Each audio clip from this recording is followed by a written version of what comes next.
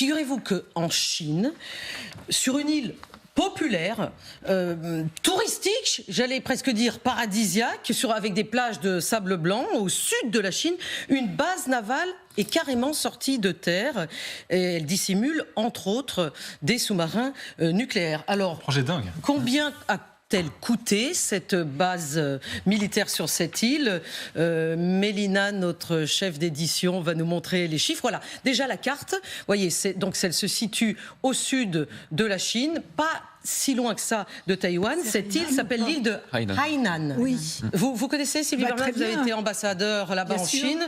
Donc 50 milliards de dollars le coût de cette base, plus que le coût de toutes les bases militaires américaines à Hawaï. Absolument. Bon, de toute façon, il y a une montée à Hainan très souvent. Ah oui, il faut dire Hainan, c'est ça. Pardon de mal prononcer. Non, mais en fait, c'est effectivement un lieu touristique parce que c'est un lieu tropical, assez caricatural d'ailleurs. D'accord. Que moi, je n'aimais Vous n'aimez pas. Mais il y avait beaucoup de réunions de think tanks. Les Chinois adoraient inviter là-bas, d'ailleurs, y compris Xi Jinping.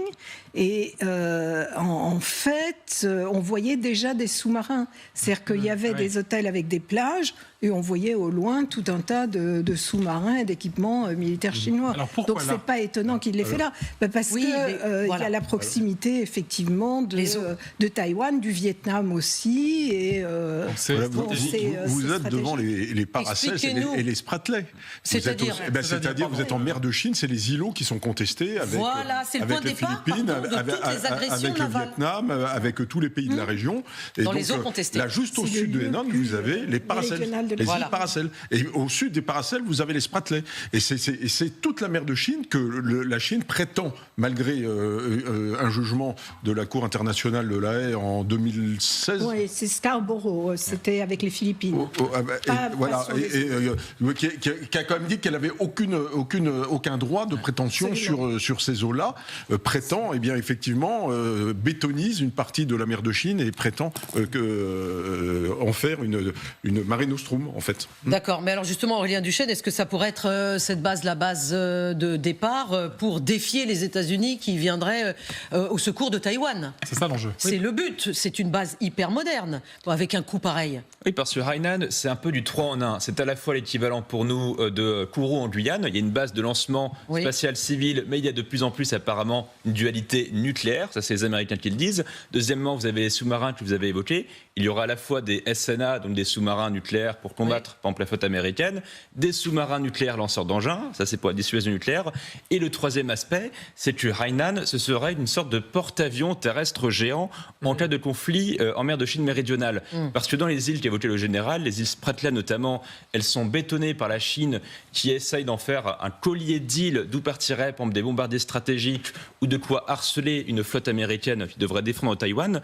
Hainan, ça lui permettrait à la Chine, pour terminer là-dessus, d'être aussi une bulle A2 AD, c'est-à-dire de déni d'accès, de pouvoir, par exemple, intercepter tous les avions, tous les missiles des Taïwanais qui défendraient leur île. Ce serait aussi, pour terminer, vraiment, l'équivalent, en fait, de ce qu'ont les Russes avec l'enclave de Kaliningrad. L'exclave de Kaliningrad, Guillaume. Absolument. Oui, mais alors, Grégoire Fénique, est-ce que c'est, une fois de plus, une illustration supplémentaire de la quête de pouvoir effréné, globalisé de la Chine ? C'est un enjeu stratégique qui est colossal. Et il l'est pour nous aussi. Il faut qu'on se sente concerné. D'abord parce que la France croise, pas très loin de là-bas. En mer de Chine. Bâtiments, oui.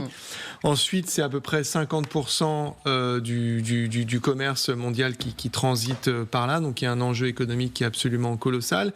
Et après, la raison pour laquelle, et Aurélien l'a très bien dit, on parle beaucoup des îles Spratly, c'est parce que la Chine, en fait, pratique la politique du fait accompli. C'est-à-dire qu'elle pose des lanceurs de missiles, des radars, elle construit des pistes également où elle fait atterrir des avions de chasse, donc elle militarise tout cet environnement et elle met la communauté internationale, à commencer par les voisins directs, on parle du Vietnam, la Thaïlande, les Philippines ou d'autres, face à une épineuse question, c'est-à-dire qu'est-ce qu'on fait ?